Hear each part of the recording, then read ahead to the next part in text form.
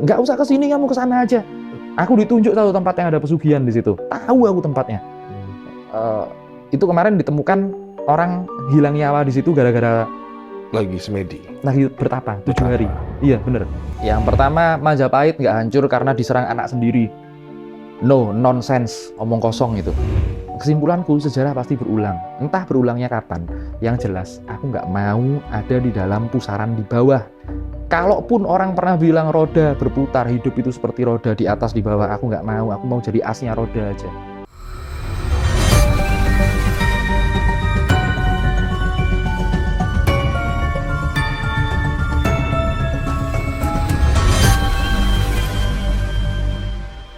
Emang banyak sebenarnya sih cerita-cerita yang menggambarkan bagaimana dunia ini dulunya, bagaimana dunia sekarang, dan bahkan mereka bisa menggambarkan dunia di masa mendatang melalui relief-relief yang bisa kita temui di dinding-dinding goa atau bahkan di ukiran-ukiran candi. Nah, beberapa ukiran candi yang tidak hanya di Indonesia, bahkan seluruh dunia juga menggambarkan cerita zaman sekarang nih. Padahal itu digambarkan mungkin ratusan tahun lalu Iki, atau bahkan 1000 tahun lalu, kita nggak tahu Iki ya. Betul. Nah, di episode pertama kemarin, Bang Robi sempat nanya sama Ki Atmo, ada nggak sih relief di Candi Indonesia menggambarkan the falling of Nusantara? Ya. Jawabannya Ki sih ada. Ada. Kok saya ketawa ya? Amit-amit. Enggak, maksudnya saya kok jawabnya ada gitu loh. Kok jawabannya ada? Ini Ki mau ngasih tahu di mana dan ceritanya seperti apa atau bagaimana? Dan bagaimana Ki bisa menyimpulkan bahwa ini menceritakan Nusantara, the falling of Nusantara? Ya. Di kaki Gunung Lawu, Bang. Di kaki Gunung Lawu ada 2 candi, Candi Sukuh dan Candi Cetho. Alun-alun Ki, Candi Sukuh dan Candi Cetho. Sukuh dan Cetho. Lanjut Ki. Salah satunya ya, kita sama belajar bareng-bareng. Salah satunya sudah direnovasi dengan tidak sesuai dengan kaidah-kaidah candi. Itu yang merenovasi, soalnya bukan arkeologis ya, bukan arkeolog sama sekali. Nah, satunya masih terkesan original, masih sangat original. Namun kalau kita kenal, ini dua-duanya ini candi dari era Majapahit ya. Kalau kita kenal ukiran-ukiran Majapahit, megah mewahnya, kita bisa lihatlah di beberapa candi-candi Majapahit kan seperti itu, ukiran-ukiran Majapahit. Di situ ukirannya simple sepele, menandakan 2 hal. Ini dibangun di akhir-akhir kejayaan Majapahit. Di akhir-akhir kejayaan Majapahit udah ya, pengukir-pengukirnya udah susah makan lah ibaratnya Bang, udah susah makan. Kemudian digambarkan di situ ceritanya adalah kehancuran sesuatu which is Dewi Durga. Itu ngamuk Bang, ibaratnya Durga itu ngamuk dengan mengacak-ngacak alam semesta. Ya, Dewi Durga itu kan aslinya istrinya Betara Guru. Kita tahu lah ya, kalau cewek udah ngamuk, cowok pun males lah ya, udah ngacak-ngacak semuanya. Akhirnya bukan cuman 1-2 orang yang rusak, alam ini rusak Bang. Kenapa dia ngamuk Ki? Beliau ngamuk kenapa ini? Wah, ini kalau kita cerita tentang Betari Durga ini, ini ngamuknya macam-macam Bang. Ini gara-gara dia bete Dewa Siwa nggak mau pulang, itu dia bisa ngamuk Bang. Sesimpel itu. Nah, kalau yang di Durga Ruwat ini, di candi ini karena memang dia kesel banget sama keadaan alam, Siwa dan Sakti. Jadi makanya kenapa namanya Ibu Pertiwi. Namanya Ibu Pertiwi karena ini sifat femininnya digambarkan dengan sifatnya Durga, nggak bisa diusik seperti itu. Kalau dia diusik dia bakalan ngamuk. Ternyata di situ ada obatnya Bang, ada obatnya atau cara mengantisipasinya. Obatnya itu adalah terkonfirmasi dalam namanya Durga Ruwat. Itu kalau orang taunya Ruwat itu Murwokolo, ini namanya Ruwat Sudomolo. Itu ada namanya Durga Ruwat. Ya disitulah menggambarkan kehancuran dan kebangkitan lagi. Seperti itu. Oke. Jadi kalau aku bertanya sama Ki, melihat di sini kan candi ini menggambarkan bahwa alam semesta ini akan hancur, Nusantara ini akan hancur, dimulai dari mungkin kerakusan kita ya, ketamakan kita. Maka Ibu Pertiwi akan marah, yang diwakili oleh kalau dulu adalah Dewi Betari Durga itu. Ya, betul. Ya. Nah, kalau sekarang berarti ini akan kembali terulang lagi sejarah tersebut. Di mana Dewi Durga ini mungkin disimbolisasikan sebagai ya keraknya bumi. Nah, Indonesia ini sendiri. Ya, kalau kita rakus ya kita akan hancur sendiri ya. Betul. Itu Ibu Pertiwi itu. Satu hal yang menarik ya. Pola-pola seperti itu, kehancuran kebangkitan itu di Candi Jukuh ini mirip banget sama yang kita bahas di episode sebelumnya. Kan kita bahas luar negeri ya. Ternyata sama Inka sama Maya candinya mirip banget Dan. Oh iya? Iya, boleh dicek itu. Candinya sangat mirip sekali. Ki, aku mau tanya sama Ki, mungkin mencoba untuk mensinkronisasikan apa yang terjadi di zaman dulu ratusan atau ribuan tahun lalu dengan yang sekarang. Ketamakan yang terjadi atas alam semesta ini zaman dulu, sehingga mengapa Ibu Pertiwi tersebut marah, itu dimulai dari orang-orang dalam kerajaan sendiri. Betul. Berarti sama dengan sekarang? Betul sekali. Orang-orang dalam pemerintahan yang tamak, merusak alam, sehingga Ibu Pertiwinya marah. Betul. Sejarah benar-benar terulang ya, Ki? Terulang, sangat terulang sekali. Itu udah, ya gimana polanya seperti itu. Aku kan tadi di episode sebelumnya kan kita mengetahui bahwa Ki itu sudah jalan-jalannya beberapa kota ya. Tapi kalau kita ceritain semua mungkin bisa sampai ratusan episode. Iya. Aku cuma pengen nanya yang paling berkesan aja, Ki. Ya. Aku naik ke atas lagi boleh? Dari kota Kediri, Malang, Blitar, Kediri, Madiun, Jogja, Purwokerto, yang dalam 3 hari ini, yang paling berkesan sehingga Ki itu melibatkan dialog dengan, saya nggak tahu disebutnya bangsa jin atau penunggu atau apapun, itu di kota mana dan ceritanya apa?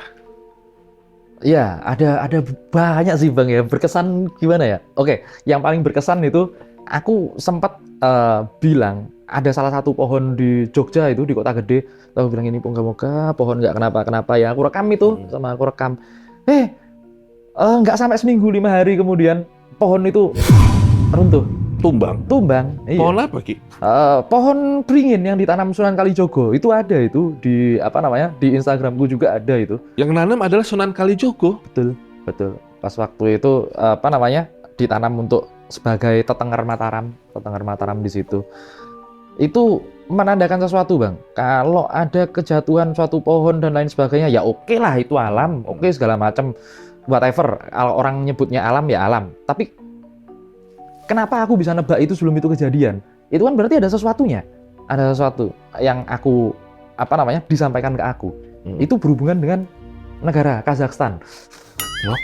Jauh banget. Jauh amat. Makanya itu berhubungan dengan negara sebenarnya. Kalau waduh nggak enak, aku harus cari bahasa yang tepat ya ngomongnya, itu nggak enak ya aku ngomongnya.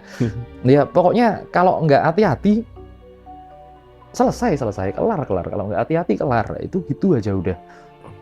Kemudian banyak banget karena memang Mataram yang sekarang ya, kerajaan Mataram yang aku di Jogja itu kan menurunkan banyak orang-orang besar di Indonesia zaman sekarang. Udahlah itu nggak bohong, kalau keturunannya orang mulia di zaman dulu pasti jadi orang mulia di zaman sekarang, itu nggak bohong. Kemudian sepertinya ini lagi ditagih janjinya, kamu bisa nggak jadi khalifah di bumi Indonesia ini, mengelolamu bagus nggak? Kalau kamu mengelolamu nggak bagus, nanti ada sesuatu loh. Aku ini orang yang cinta sama negara ya, tapi kalau sama pemerintahan aku cukup sayang aja. Beda kan negara sama pemerintahan. Sayang itu bisa dikritik. Kalau negara aku nggak aku kritik. Kemudian ada beberapa hal yang akan terjadi untuk Indonesia ini sebenarnya. Indonesia harus berkaca sih. Aku bilang Indonesia harus berkaca. Berkacanya seperti apa? Kita cek kerajaan-kerajaan di zaman dulu. Indonesia umurnya berapa sih sekarang? 1945 kan? 1945. Kalau sekarang udah ada 100 tahun belum? Kerajaan-kerajaan zaman dulu seperti apa kira-kira? Udah kita ngaca seperti itu aja. Maksudnya Ki, untuk kita berkaca itu Ki mengcompare antara Indonesia sekarang sebagai negara kesatuan Republik Indonesia dan kerajaan itu bagian mananya yang harus kita compare, Ki? Yang harus kita bandingkan? Ya kita harus mengcompare mulai dari udahlah, negara siapa sih lambang simbol kepemimpinan negara? Eksekutif kan pasti, eksekutif. Gimana caranya eksekutif pimpinan negara itu, pimpinan yang mengarahkan negara ini bisa mengarahkan negaranya dengan benar. Dan kalau raja-raja zaman dulu kan, benar-benar dihormati ya sama rakyatnya ya. Ada yang enggak, ada juga sih sebenarnya.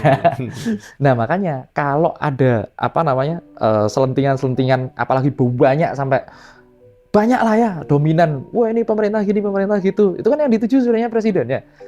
Ya gimana caranya biar nggak gitu? Itu udah ininya dia. Aku iri sebenarnya sama pemimpinnya Iran. Pemimpinnya Iran itu, weh, dicintai ya bang sama rakyat. Rakyat yang ada di situ loh ya, dicintai beneran. Tapi kalau sekarang ya gimana caranya rakyat biar bisa cinta sama pemimpin? Ya jadi manusia yang amil mukamil, yang benar-benar unggul, yang apa pinunjul pinilih gitulah. Kalau katanya orang-orang zaman dulu, bukan kataku. Aku mau tanya perihal perjalanan Ki di Yogyakarta ya. Katanya ada juga melalui pantai selatan dan kota gede Jogja. Ya. Ini kan berarti ada katanya pohon yang memang rubuh yang kata kita tadi ditanam sama Sunan Kalijaga. Rubuh. Ki ada di situ nggak pada saat rubuh? Enggak main ke situ. Enggak main. Coba main. Lihat itu di akarnya ada apa gitu kan. Siapa tahu ada sesuatu Ki. Udah pernah kalau itu. Udah dapet ya? Udah dapet. Untuk pantai selatannya sendiri ada perjalanan spiritual yang berhubungan dengan Nyi Ratu nggak Ki? Banyak sebenarnya. Kemarin? Iya, kemarin itu satu, itu aku datang ke situ bang. Malam, besoknya itu ada wayangan bang. Wayangan yang benar-benar ngundang larungan gitulah, selamatan wayang gede-gedean lah. Itu labuhan istilahnya, labuhan. Iya, labuhan. Kemudian aku duduk bang di warungnya Pak Indria itu teman baik itu, aku pasti mampir ke situ. Aku mampir di situ ngopi, liatin orang lagi siapin wayang gitu kan, lagi siapin panggung segala macem.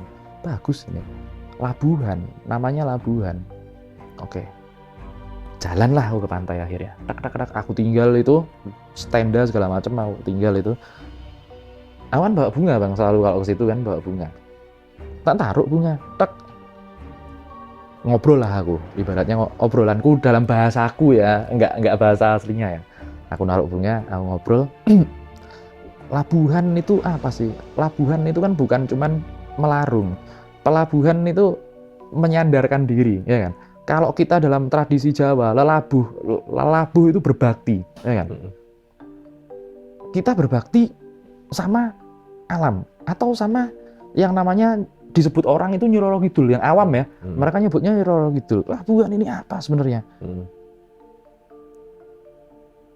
Aku harus dapat jawaban sekarang, biar aku bisa menjelaskan atau bahkan aku mengkritisi atau bahkan aku harus stop kalau ada kegiatan-kegiatan seperti ini, kan seperti itu kan. Dapatlah aku jawaban. Wah, Eyang Samudro Joyo top memang. Aku taruh itu bunga. Ayo, kalau udah jawabanmu bener, berkenan jawab, ya kan? Ambil ini bunga. Jauh itu bang dari bibir pantai, 30 meteran lah, cukup jauh, 30 meter itu. Naik ombak sekali, beyur disapu, deng. Oh oke, aku udah boleh duduk. Dek, dialog aku akhirnya. Enggak, ini bukan lelabuh dengan cara seperti itu. Kalau kamu mau lelabuh atau mengabdi sama orang-orang seperti kami, makhluk-makhluk seperti kami, enggak usah ke sini, kamu ke sana aja. Aku ditunjuk satu tempat yang ada pesugihan di situ. Tahu aku tempatnya. Itu kemarin ditemukan orang hilang nyawa di situ gara-gara lagi semedi. Lagi bertapa 7 hari. Iya, bener. Itu sampai geger itu di di daerah situ. Kamu di situ aja. Kalau cuma mau lelabuh, pengen kejayaan dunia segala macam, kamu di situ aja. Kamu tahu nggak orang-orang yang ke sini itu spiritual semuanya urusannya, bukan urusan tentang keduniawian, bukan tentang urusan tentang harta segala macam. Bahkan di di obrolan itu, ini mungkin agak sensitif ya bagi sebagian orang. Tapi di situ ada ceritanya yang nggak sesuai sama sejarah yang kita terima. Contoh seperti ini. Dulu legitimasi kekuasaannya Mataram Islam pendirian awalnya itu kan dari Panembahan Senopati ketemu sama Ratu Pantai Selatan di Cepuri, ya kan? Ketemu di situ. Kamu pikir aja, aku digituin bang sama mereka itu. Kamu pikir aja, kalau itu kejadian, siapa yang lihat, siapa saksinya? Kalau itu benar-benar kejadian, semua semua yang ada di situ cuman dari omongannya Danang Sutawijoyo. Itu buat melegitimasi kekuasaan bla bla bla bla ya gitulah Bang. Kira-kira. Saya lagi ngebayangin aja di pinggir pantai ada naga tuh ngomong gede banget ya. Serius Ki beneran. nyebutnya siapa Ki? Eyang Tadi? Samudrojoyo. Eyang Samudrojoyo. Samudra Joyo. Boleh kok dipanggil kalau kalian ke Parangkusumo. Makasih. Nggak usah manggil-manggil yang ajaib-ajaib, nggak usah.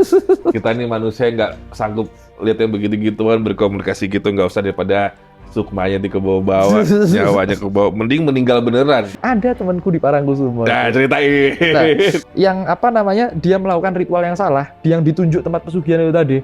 Akhirnya pelo Bang, yang Iya kan? pelo anaknya masalahnya. Ya, Serius beneran? Bukan. anaknya usia berapa Ki? Ah, jadi gini ceritanya. Dia habis pesugihan, dapat tuh mobil pickup buat angkut usahanya dia lah. Kemudian anaknya itu masih usia 5 tahun waktu itu. Setelah dia dapat mobil itu, sekitar 2 bulanan lah, dia rezekinya banyak banget. Anaknya kena sakit panas, nggak tahu kenapa panas. Tapi panasnya tinggi banget. Di atas 40 katanya, nggak tahu aku di atas 40-nya berapa kan. Di atas 40 step. Setelah selesai stepnya ya gitu. Jadi Ini gitu. di lokasi yang Samudra Joyo tadi bilang. Ya. Kalau mau minta duniawi di titik yang itu. Iya. Nggak jauh kok tinggalnya dari Parangkusumo. Temanku ini ya, nggak jauh tinggalnya. Ada satu pertanyaan dari aku pribadi sih Ki, sebagai sahabatmu ya. Dengan segala akses dan kemudahan yang mereka bisa berikan ke kamu Ki, kenapa Ki nggak pernah mau memanfaatkan itu? Jadi aku itu mikir ya, mungkin aku memandang dunia ini agak aneh Bang. Mungkin aku memandang dunia Makanya ini. kita cocok, aneh soalnya kita. Iya kan? Lanjut. Sama berarti kita. Lanjut Ki. Kalau kita orang-orang pengennya kan pengen kaya, pengen apa segala macam. Enggak, aku nggak kepingin itu ya sebenarnya. Ya oke, aku butuh tentang hal itu. Aku nggak menafikan aku butuh tentang hal itu, butuh kehidupan di dunia. Enggak apa-apa. Aku memang butuh dunia. Tapi cara pandangku terhadap dunia nggak bisa. Kalau bisa makhluk-makhluk yang seperti itu, yang bisa ngasih kekayaan segala macam itu loh. Memang itu kejadian. Aku bisa spill namanya sekarang. Ya. Tapi aku pengennya bukan aku yang hormat sama mereka ya. Kalau bisa mereka ngaji nih sama aku. Aku pengennya gitu Bang. Itu lebih memuaskan ya. Itu lebih memuaskan. Nanti kalau ditanyain Insya Allah, iya. sama Tuhan, kamu Iya. kerjaanmu ngapain di dunia, keliling ke sana cari kaya? Enggak, cari ini enggak, ngapain kamu? Enggak, aku mau menginisiasi yang ada di Al-Quran itu loh. Katanya manusia makhluk yang unggul. Nah, aku mau menginisiasi itu loh. Oh, itu. Itu aku pengennya. Mengaplikasikan itu. Betul. Ki, kalau misalkan abang minta Ki buat 5 list pesan atau mungkin penyanggahan mitos atau apapun itulah dari alam semesta. Dalam 5 list ini Ki akan menyebutkan apa saja hasil dari napak tilas Ki ke beberapa kota ini. Oke. Poin 1, apa yang mau Ki tambahkan atau patahkan? Silakan lanjutkan. Yang pertama, Majapahit nggak hancur karena diserang anak sendiri. No, nonsense, omong kosong itu. Serius, Majapahit bukan karena konflik keluarga, tapi ada konflik pemerintahan. Itu yang pertama. Yang kedua, Panjalu itu bukan di Jawa Barat, tapi di Kediri. Nanti kalau ada Panjalu di Jawa Barat, itu ada hubungannya. Seperti itu. Yang ketiga, mitos tentang Ratu Pantai Selatan, ya kan? Ini berakarnya itu adalah dari yang namanya Parangkusumo. Karena pertemuannya Danang Sutawijoyo Panembahan Senopati bersama Ratu Pantai Selatan. Nah, kalau ada yang bilang nanti ada di Pelabuhan Ratu, Dewi Kandita, dan lain sebagainya, ini siapa? Timbul jadi pertanyaan. Yang keempat, gunung, setiap tempat yang ada di gunung ini adalah tempat para dewa. Di mana kalian bisa mencapai pencerahan di situ. Pencerahan, bener-bener pencerahan di situ. Ada beberapa titik yang mungkin kalau kalian buat orang yang pengen lihat negara ini atau Indonesia ini dalam jangka waktu dekat, aku sarankan kalian ke Lawu atau Gunung Slamet. Kalian bakal nemu sesuatu yang ada di situ petunjuknya. Ini khusus petunjuk buat teman-teman para pelaku supranatural juga. Spiritualis lah. Spiritualis juga. Kalian cek di 2 tempat itu, di Gunung Slamet dan di Lawu. Gunung Lawu. Ada apa di situ? Kemudian yang terakhir, setelah aku wrap up semuanya, keliling-keliling di semua napak tilas, ya kan? Kesimpulanku, sejarah pasti berulang. Entah berulangnya kapan. Yang jelas, aku nggak mau ada di dalam pusaran di bawah. Kalaupun orang pernah bilang roda berputar, hidup itu seperti roda di atas di bawah, aku nggak mau. Aku mau jadi asnya roda aja. Tengah Kayak gitu. aja. Tengah-tengah aja. Naik juga enggak, turun juga enggak. Udah gitu-gitu aja. Kita yang menggerakkan hidup sendiri ya. Yes! Seperti itu. Bukan keadaan yang membawa kita, Betul, tapi sepakat. kita yang membuat keadaan ya. Iya. Tepuk tangan dong. Saya nggak tahu ya, kenapa tadi abang nulis di sini kayak ada sebuah jus Jawa, jus maksudnya minuman. Ya, ya. Ki, kemarin sempat ada obrolan minuman baru nggak sih yang buat nyehatin orang? Iya lagi. Ya makanya yang tadi aku mau mau ramu sama itu juga termasuk, Bang. Aku ngebayangin kayak ada apa sih Ki, ini Ki lagi mau buat minuman gitu atau Iya. apa sih? Ramuan, Bang. Nah itu dia, ramuan Jawa ini ya. Iya. Ini bukan rasis ya teman-teman. Iya. Soalnya abang nggak ngerti nulisnya jus Jawa di sini. Jus memang rasis, terong Belanda. Enggak, ya kan? maksudnya, iya juga ya. Iya kan? Takut aja. Iya. Kenapa saya nulisnya terus abang lingkarin jus Jawa di sini? Apa ya Ki? Ki lagi mau buat apa ini? Lagi membuat karena ada orang yang datang sama aku itu karena banyak keluhan kesehatan ya. Aku lagi buat sesuatu nih. Aku lagi buat sesuatu yang aku dapat dari petunjuk-petunjuk itu. Pokoknya gini, tanaman-tanaman yang dianggap perdu atau hama itu sebenarnya malah, waduh, keren banget sebenarnya. Itu mungkin kalau nanti kita udah punah, nyesel aja udah, gitu aja udah. Contohnya krokot itu obat keren banget. Krokot itu apa ya bahasa Indonesianya ya? Lupa aku. Apa kelongkot coba? Iya, krokot itu apa sih bahasa Indonesianya? Tanaman Itulah liar. Pokoknya tanaman Sukulen. liar. Heeh, itu tanaman liar. Seperti ini sebenarnya. Nah, bukan yang bunga, bukan yang Kiri-kiri. bunga. Nah, itu dia. Ini. Oh ini banyak di rumah opung. Nah, itu obat, Bang. Serius? Obat superfood ini. Tadi aku Serius lihat ini. ada omeganya juga, omega 3 segala. Ini tanaman sukulen ini banyak. Iya. Ini superfood. Contohnya seperti ini. Kemudian beberapa tahu ini nggak, Bang? Tanaman kunci nggak, Bang? Kunci? Heeh. Enggak. Kunci yang ada di bambu-bambu itu bumbu dapur itu. Itu juga salah satu bisa dipakai salah satu obat. Sama juga kencur ternyata dipakai satu obat, caranya dibakar, diparut, dicampur itu beda-beda ternyata. Pengolahannya seperti itu. Ki Atmo ya udah jadi spiritualis, jadi herbalis sekarang ya. Napak tilas yang sangat bermanfaat. Tapi Ki, aku pengen ini aja deh ngomong soal Ki sekarang sebagai seorang herbalis lah ya. Kita ketahui bahwa daun kelor kan memang bahkan itu menjadi sunnah dari Rasul ya, untuk melindungi kita juga dari sihir atau serangan sihir gitu. Yang Ki pelajari dari tanaman-tanaman yang memang disunahkan Rasul untuk menjaga kita selain kelor itu apa aja sih Ki yang Ki bisa sampaikan ke sobat gue? Ya, jadi gini, kita perlu tahu ya. Nanti aku kasih yang paling aplikatif aja. Kan Kanjeng Nabi itu kan di Arab ya. Kalau seumpamanya Kanjeng Nabi ada di Indonesia, lihat tanaman segitu Iya banyak. Wih, Iya sih kebayang sih Ki. iya kan bakalan semuanya bakalan dibikin sesuatu sama beliau ini. Disuruh bikin sesuatu paling enggak. Ya tapi dulu belum tentu kita udah serindang sekarang sih Ki. Iya, udah Bang. Oh, udah ya? Udah, Bang. Udah ya? Udah, Oke, Bang. oke, lanjutkan. Nah, kemudian kalau selain kelor itu ya, selain kelor yang paling ini ada namanya Habatus Sauda itu loh Bang. Oh iya. Yang sampai orang ada di kitabnya salah baca, jadi Hayatus Sauda. Hayatus Sauda. Iya, digigit ular hitam. Hayatus Sauda. Iya. Habatus Sauda. Iya, Habatus Sauda itu biji hitam yang mana? Habatus Sauda itu kan biji hitam. Biji hitam yang mana? Kalian lihat kalau sekarang itu namanya adalah black seed. Black seed itu keren banget itu. Itu superfood juga. Rata-rata biji-bijian sih yang Chia seperti seed itu. juga masuk ya Ki? Betul. Chia seed ya? Chia seed juga masuk. Itu catat ya ibu-ibu ya. Terus Iya. chia seed. Malah kemarin itu Bang, ini untuk chia seed dan black seed ya. Kemarin itu ada orang yang mengalami penurunan fungsi ginjal. Aku bilang konsumsi ini aja, udah lumayan fungsi ginjalnya naik itu sekarang. Kurma juga ya, Kurma yang fresh. yang fresh ya. Aku baru mau nyebutin kurma, serius Bang. Wah, Bang, Kurma yang Rocky fresh itu sakti. gimana Ki? Kurma muda itu loh, yang belum kering itu loh. Yang belum kering. Betul. Itu, waduh, itu kalau buat ibu-ibu yang siklus Haid. Iya, siklus haidnya, ibu-ibu, adik-adik, kakak semuanya yang kacau, pakai itu. kesuburan juga pakai itu. Bapak-bapak yang mau subur juga pakai itu.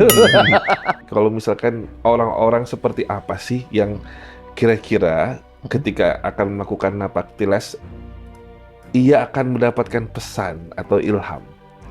Kayak misalkan dari adik-adiknya Ki di sini ya, ada 1, 2, 3, 4, 5, 6, 7, ada hampir 10 orang. Ya. Gak semua orang 10 ini akan mendapatkan pesan ya toh? Betul. Itu orang-orang seperti apa yang kira-kira akan bisa mendapatkan pesan dari perjalanan seperti Ki ini, perjalanan spiritual itu? Ya, ini simple tapi susah buat aplikatif sih Bang sebenarnya. Orang yang tulus dalam mencari. Tulus saja dalam mencari.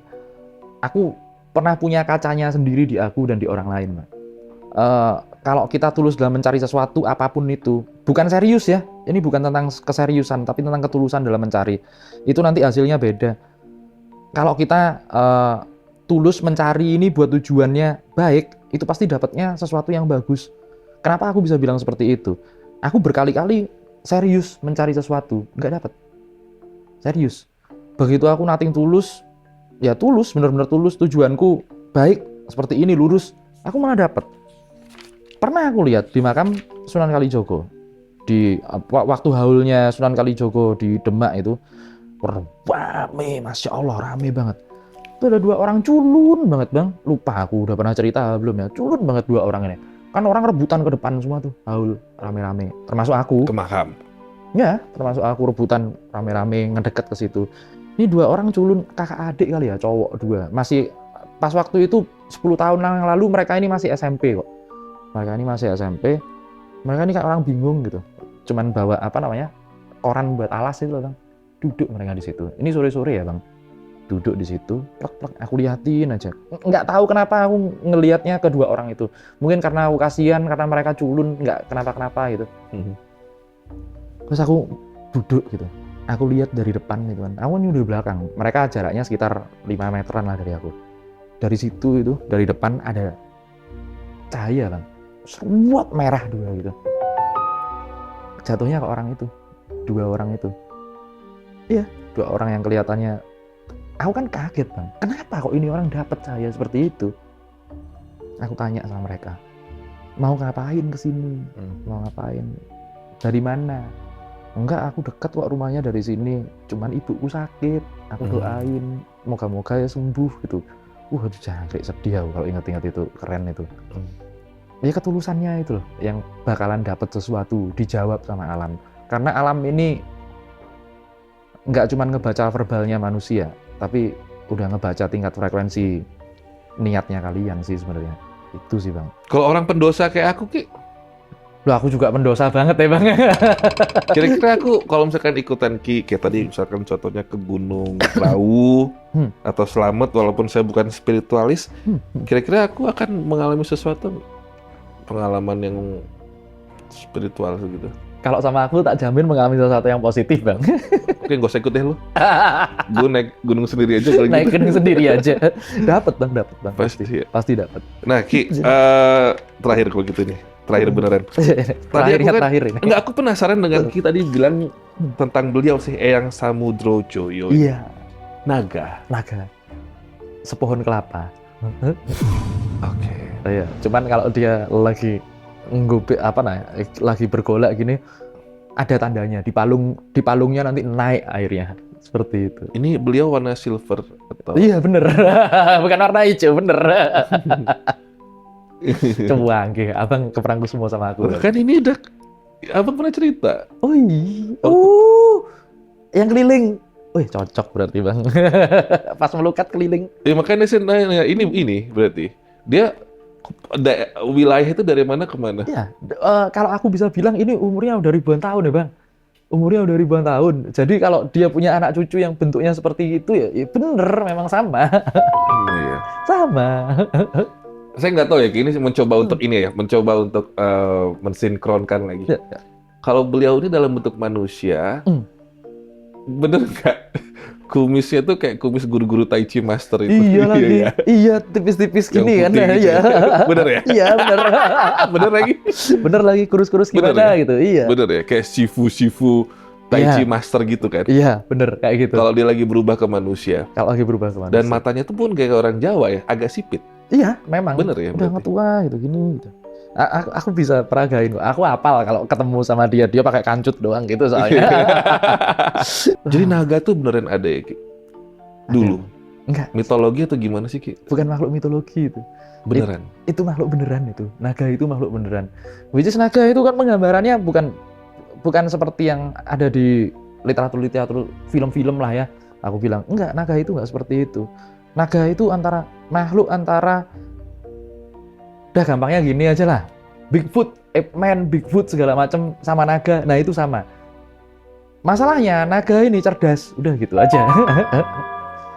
Kalau mau lihat naga, lihat awan yang lagi ada di gunung kapan-kapan bisa muncul kok. Oh iya. Iya. Jadi itu kayak amfibi gitu, Ki? Laut dan Iya. daratan, bahkan Iya. udara ya? Kayak gitu. Kok bisa? Nggak punya sayap kok bisa terbang? Itu gimana tuh? Sama nggak punya sayap bisa terbang. Emangnya drone yang kaki 4 itu punya sayap? Kagak. Iya Kadang-kadang sih. orang mikirnya nggak simpel sih. Iya kan? Kalau Tuhan bilang jadi udah. Saya nggak tahu ya, Ki. Saya mau nanya tapi takut. Ki dapat pesan tentang bencana alam gak sih? Perjalanan kemarin. Oh, dapat banget. Tahan ya. Iya, dapat banget. Jangan diceritakan dulu. Iya, siap. Kita berakhir dulu untuk episode 2 ini. Wassalamualaikum warahmatullahi wabarakatuh.